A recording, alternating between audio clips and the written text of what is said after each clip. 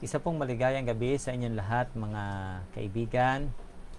Sa gabing ito, ako po ay nagpapasalamat sa Diyos na kayo ay makasama ko sa isang napapanahong pag-aaral. Bagamat tayo po ay nagkaroon ng technical problem sa Zoom at sa Facebook, ganun pa man, ako po ay nagpapasalamat na kayo ngayon ay makasama ko sa atin pong pag-aaral na gagawin.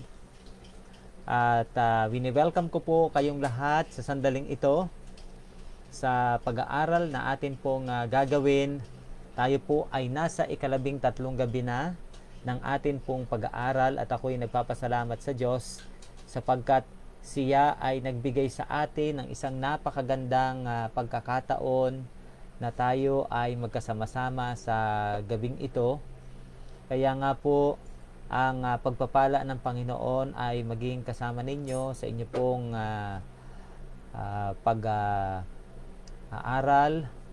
at sa gagawin nating paglalakbay sa gabing ito sa isa na namang paksa na atin pong pag-aaralan sa temang Spiritual Journey to a More Abundant and Generous Life. At ako po'y nagpapasalamat sa Diyos sapagkat kayo ay nakasama ko, ang amin pong mga kaibigan, ang amin pong mga kapatid, mula po sa Comembo, si Jesser Saclolo, si Ray, Brother Ray Anda, Sister Janeline Panagsagon, Brother Ising Panagsagon, yes. Salamat po ang iba pong mga kaibigan at mga kapatid na sa gabing ito ay kasama ko ngayon na tayo po ay nag-aaral. Salamat po sa pag-share ng live streaming na ito na atin pong pagsasalo-saluhan sa isang paglalakbay sa gabing ito. Huwag po niyong kalimutan na patuloy niyong ipasa sa inyong mga kaibigan at mga kakilala ang atin pong pag-aaral na gagawin sa sandaling ito. Kaya nga ay atin pong purihin ang Panginoon sa pagkakataong ipinagkaloob sa atin at sa pagpapatuloy natin ngayon, tayo po ay yuyuko at tayo po ay mananalangin. Tayo po ay sama-samang manalangin. Dakilang Diyos, kami po ay nagpapasalamat sa ipinagkaloob mong pagkakataon sa isa na namang paglalakbay na gagawin namin sa pag-aaral na ito sa Spiritual Journey to a More Abundant and Generous Life.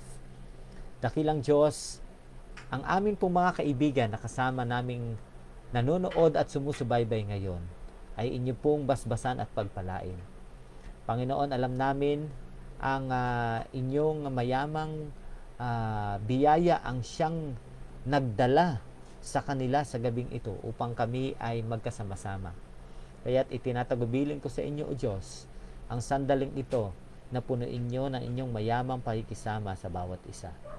Maraming pong salamat sa gabing ito na inyong ipinagkaloob at salamat higit sa lahat, O Panginoon, sapagkat ngayon ay ipinagkaloob mo ang iyong banal na araw ng Sabat na dumating upang kami ay makapagpahinga sa pagsamba at pagpupuri sa inyo. Salamat po, O Diyos. Ito po ang aming dalangin sa pangalan po ni Jesus. Amen. Amen. So, marami pong salamat sa pagkakataon na tayo nagkasama-sama. Bagamat hindi po natin nakasama ngayon ang ating mga iba nating participants na dapat ay kasama natin sa Zoom live streaming, ganun pa man, magpatuloy po tayo sa sandaling ito sa atin pong pag-aaral. Kaya inaanyayahan ko kayo na makibahagi sa atin pong paglalakbay na gagawin sa sandaling ito. At ang dalangin ko ay pagpalain kayo ng Panginoon sa pagkakataong ito. Tayo po ay makakarinig ng tanging bilang bago tayo magkaroon ng pag-aaral.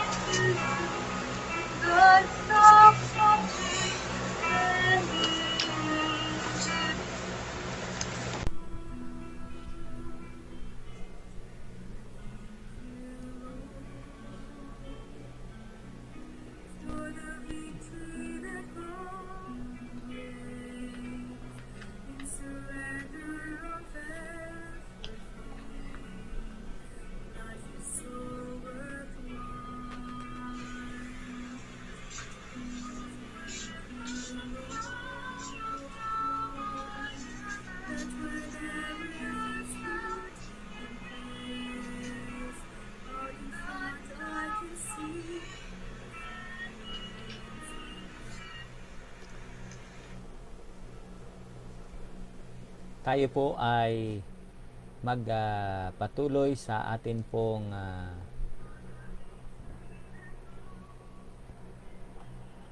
meron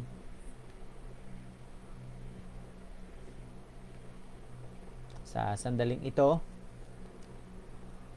ay atin pong bubuksan ang pagkakataon na tayo po ay makapag-aral ng salita ng Panginoon.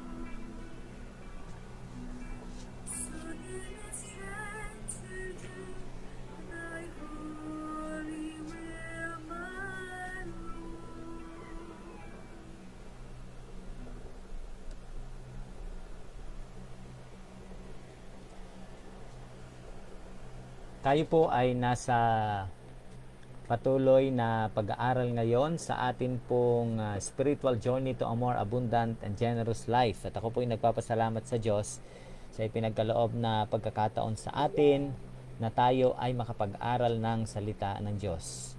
Tunay na napakabuti ng Diyos sa atin sa sandaling ito, sa atin pong pag-aaral na ginagawa.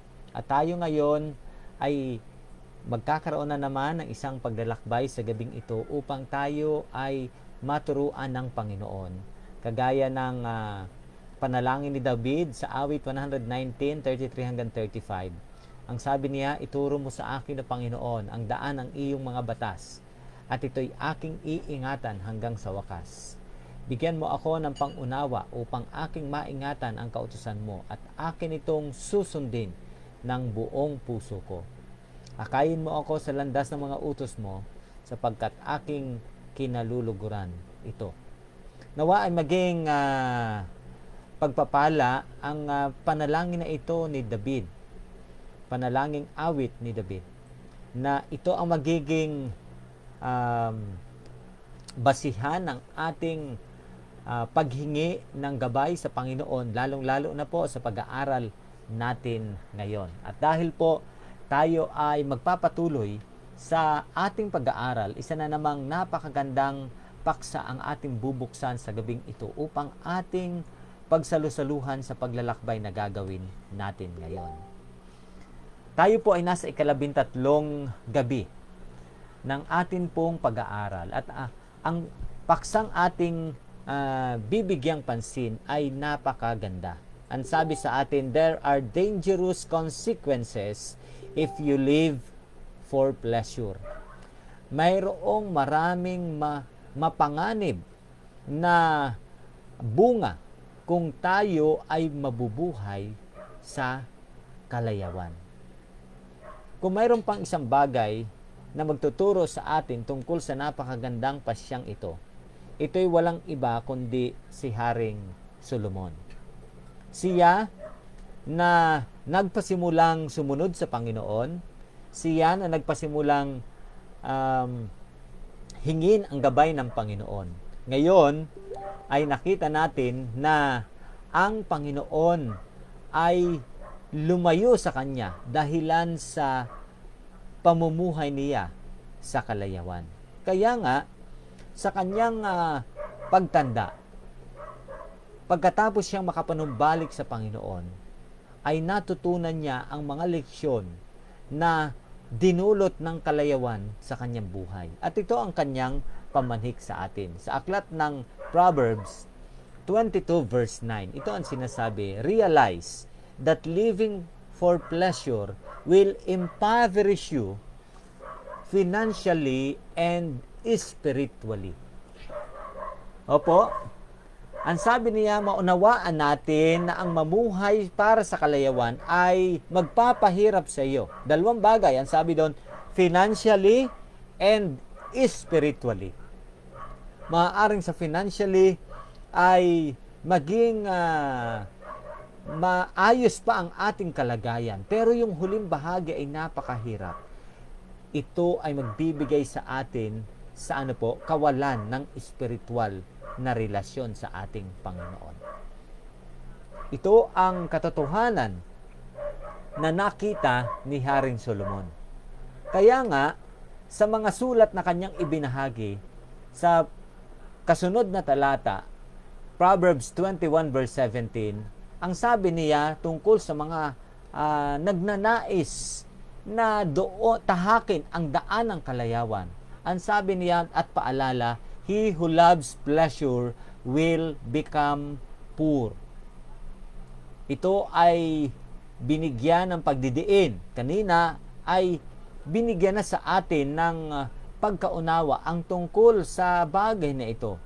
Ngunit ngayon, malinaw na ipinahayag sa atin ang sabi ni Pablo o ni Haring Solomon na ang sino mang umiibig sa kalayawan ay magiging mahirap. Kaya nga, si Pablo na lingkod ng Diyos, tinawagan na maging apostol para sa mga hintil, ay nagbigay ng paalala sa aklat ng Galacia, Kapitulo 6, talatang 7.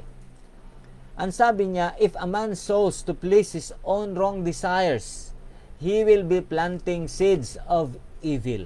Kung ang isang tao ay magtatanim para sa kanyang sariling kalayawan o para magbigay ng kalwalatian sa kanyang sariling maling hangarin sa buhay o pagnanasa sa buhay, siya ay nagtatanim ng mga binhi ng kasamaan. And he will surely reap a harvest. At sigurado, ang sabi ni Pablo, siguradong siya ay mag-aani ng spiritual decay and death. At ito ay napakahalagang pagkaunawa tungkol sa kalagayan ng bagay na ito. Spiritual decay and death. Kung mayroon pang isang bagay na nais si Pablo na ipaalala sa atin, huwag nating daanan ang daan ng kalayawan na magdadala sa atin sa pagkapahamak. Si Jesus ay nagbigay ng paalala tungkol sa dalawang daan na ito. Daan patungo sa buhay, sa katuwiran at buhay, at daan patungo sa kapahamakan. At nakita niya na marami ang pumipili doon sa daan na yon sapagkat ito'y malaki at maluwang. Kaibigan, baka sa sandaling ito ng iyong buhay, ikaw ay tumatahak doon sa daan na yon. Nais kong sabihin sa iyo, merong panawagan ang Panginoon sa iyong lisanin mo ang lugar na yon at mag-focus ka doon sa paglilingkod sa kay Jesus na iyong Panginoon. Si Haring Solomon ay patuloy na nagbigay ng paalala pagkatapos niyang maranasan ang mga buhay na ito. At nagkwento sa hiya ng kanyang sariling pagkaunawa, sariling karanasan, dahil pinili niya rin minsan sa buhay niya ang maligaw sa daan ng kalayawan. At ang sabi niya ay ganito sa aklat ng Ecclesiastes chapter 2 verse 10 hanggang 11, I denied myself nothing my eyes desired. Hindi ko pinigilan ang aking sarili. Hindi ko inayawan ang aking sarili ng mga bagay na ninanasa ng aking mga mata. I refuse my heart no pleasure. Hindi niya raw pinahintulutan ang kanyang, hindi niya pinigilan ang kanyang puso sa kalayawan. At ang sabi niya sa dulo ng kanyang buhay, yet when I surveyed all that my hands have done and what I have toiled to achieve, everything was meaningless. Lahat ng bagay ay walang kabuluhan. Kaya narito ang isang mahalagang pagkaunawa sa isang tao na nagbibigay ngayon ng paalala at babala kapag ating pinili ang buhay na may kalayawan. Kaya nga nagbibigay sa atin ng paalaala kapag naliligaw tayo sa bagay na ito. Ang sabi niya sa Ecclesiastes 7:4, a fool thinks only of having a good time now. Ang isang tao, isang mangmang ay nag-iisip lamang na magkaroon ng magandang panahon ngayon. Good time. Kaligayahan, kasiyahan sa pansamantalang panahon. At hindi nalalaman kung ano ang mga bagay na hinaharap. Si Pablo muli, sa kanyang sulat kay Timoteo, ay nagbigay ng paalala tungkol sa darating na panahon. At ang panahon na darating, ang sabi niya, ay mapanganib. There will be terrible times in the last days. At kung mayroon pang isang panahon na binabanggit si Pablo sa mga sulat niya kay Timoteo, ay walang iba kundi ang ating pangkasalukuyang panahon. At ito ang sabi niya, people will be lovers of themselves, magiging maibigin sa sarili, makasarili. Lovers of money, maibigin sa salapi. Lovers of pleasure rather than lovers of God, having a form of godliness but denying its power. Ang mga tao ay magiging maibigin sa kalayawan kaysa maibigin sa Diyos. Mas nakikita natin sa ating panahon ang ganitong karanasan na ang mga tao ay higit na kinagigiliwan ang kalayawan.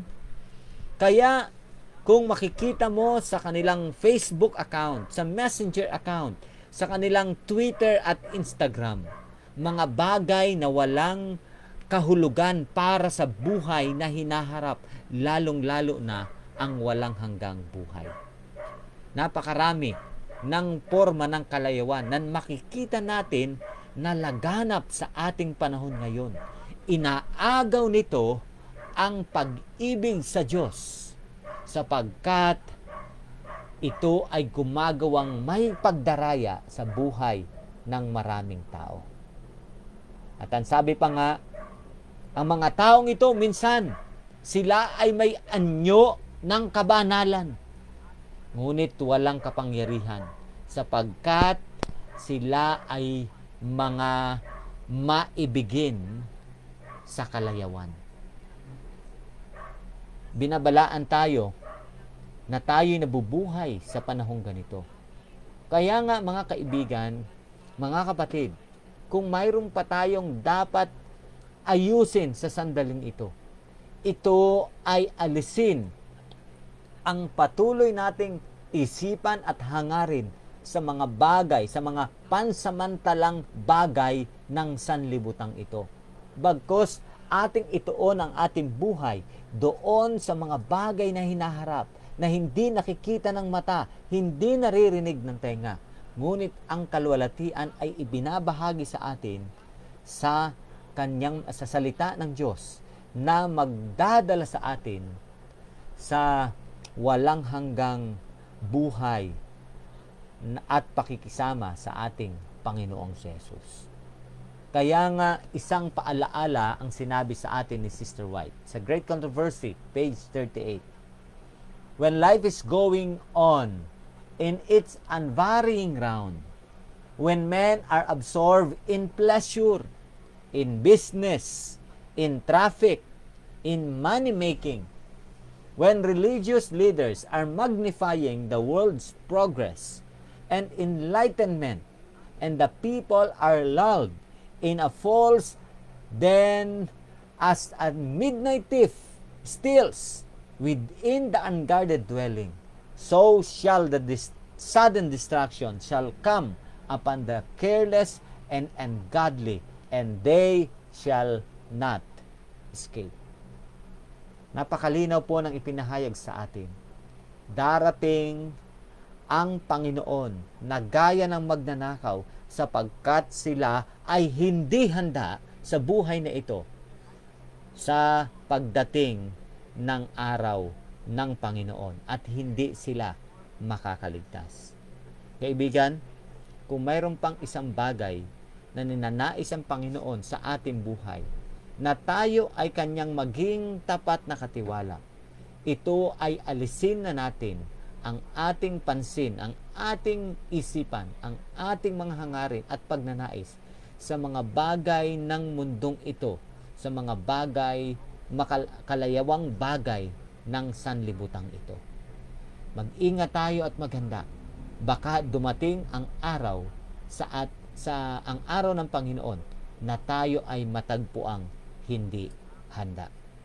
Kaya nga kung tayo ay magpapatuloy sa katapatan, sa pagtawag ng Panginoon sa atin bilang mga katapat na alagad at katiwala sa buhay na ito, gagamitin natin ang mga pagpapala, ang salapi, ang kayamanan, hindi para bigyang parangal, bigyang layaw ang ating sarili, kundi bigyan natin ng luwalhati ang Diyos na isusulong ang kanyang gawain ng pagbabahagi ng salita ng Diyos, ng Ebanghelyo sa bawat tao, sa bawat lahi, sa bawat lugar, sa bawat pagkakataon, sapagkat ito lamang ang magdadala sa katapusan ng sanlibutan ito. Nais ko kayong akayin sa isang pagtatalaga ngayon. At nawa, ang tema ng awit na ibabahagi sa atin ngayon ay magbigay sa atin ng inspirasyon na tayo ay makapagtalaga, na makita nating may kapayapaan tayo sa Diyos kaysa sa mga layaw ng sanlibutan ito. Pakinggan natin ang isang awit na ito.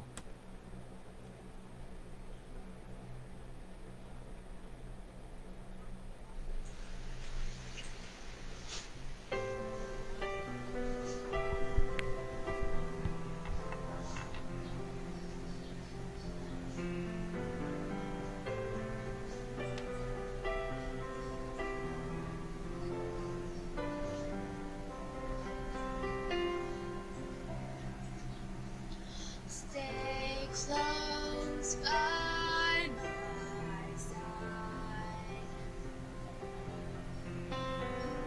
Keep your eyes on me. Though this life is hard,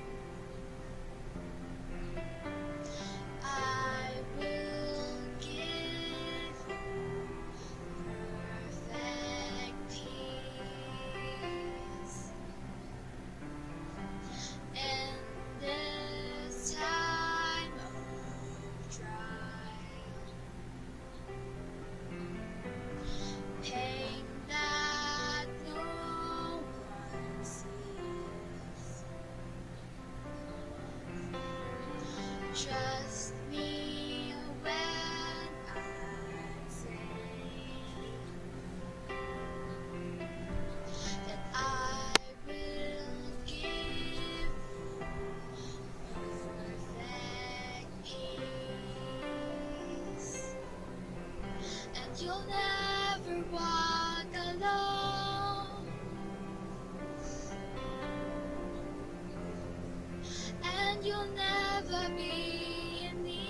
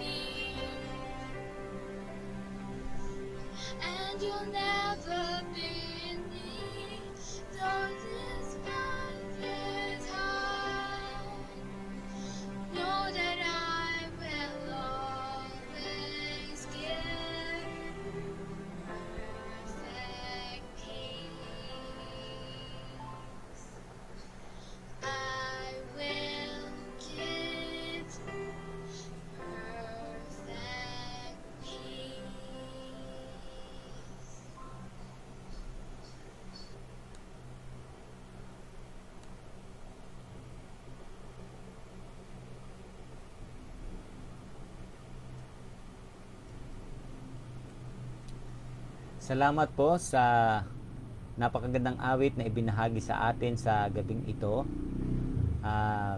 Dalangin natin na ang patuloy na pagbibigay ng Diyos ng kapayapaan sa buhay natin ay magdala sa atin na tayo ay patuloy na manghawak sa Panginoong Hesus at tulutan tayo na ilayo tayo sa mga kalayawan ng sanlibutan ito. Kung magkagayon, ang Diyos na nagbigay sa atin ng mga paalalang ito at pagtawag na tayo ay maging tapat na katiwala, ay dalhin tayo sa patuloy na gabay at pagtatapat sa Kanya, sapagkat makikita natin kay Jesus ang tunay na pakikisama kung gagawin natin siyang Panginoon ng ating buhay. Tayo po yumuko at tayo po manalangin. Dakilang Diyos, nagpapasalamat kami sa gabing ito sa isa na namang pagtatalaga na nais po naming gawin. Tunay na ang inyong kabutihan ay sumama sa amin. Ang inyong pong gabay at pakikisama ay naghari sa amin. Amin pong itinatagubilin sa inyo ang aming buhay, na kami, Panginoon, ay patuloy mong akayin sa daan ng paglilingkod, sa daan ng katapatan, sa pagkatawag mo sa amin bilang mga alagad mo sa modernong panahong ito, na kinikilala kayong aming Panginoon at kami ay inyong mga katiwala.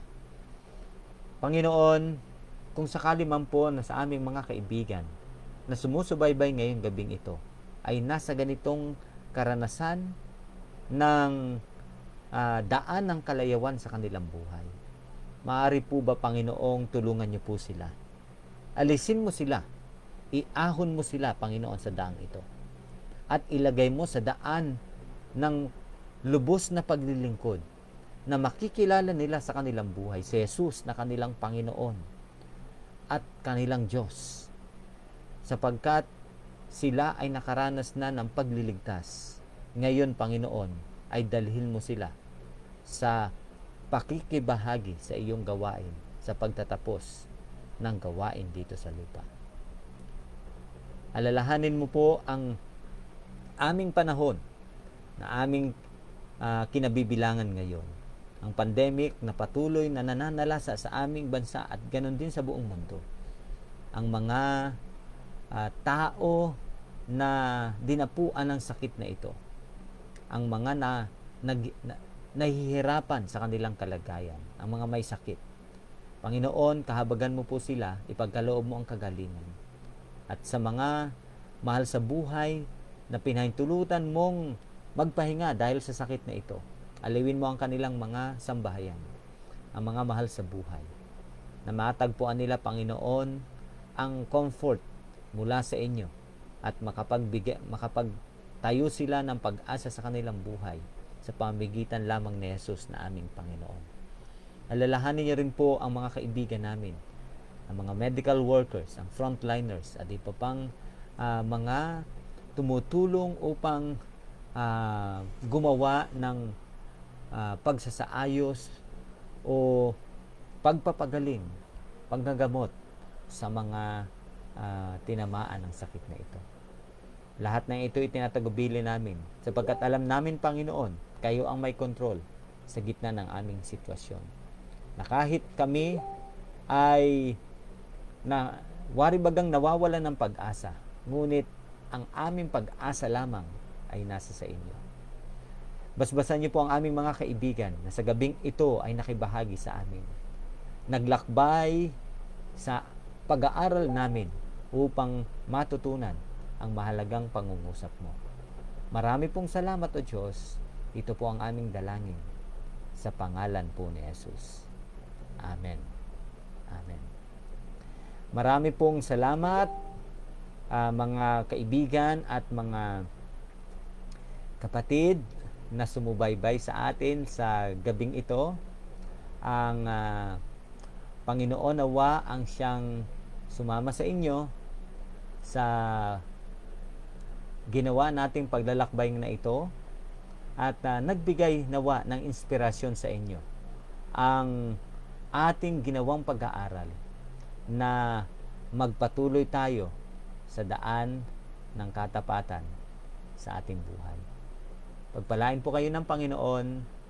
Binabati ko po kayong lahat ng isang magandang gabi at happy Sabbath sa inyong lahat.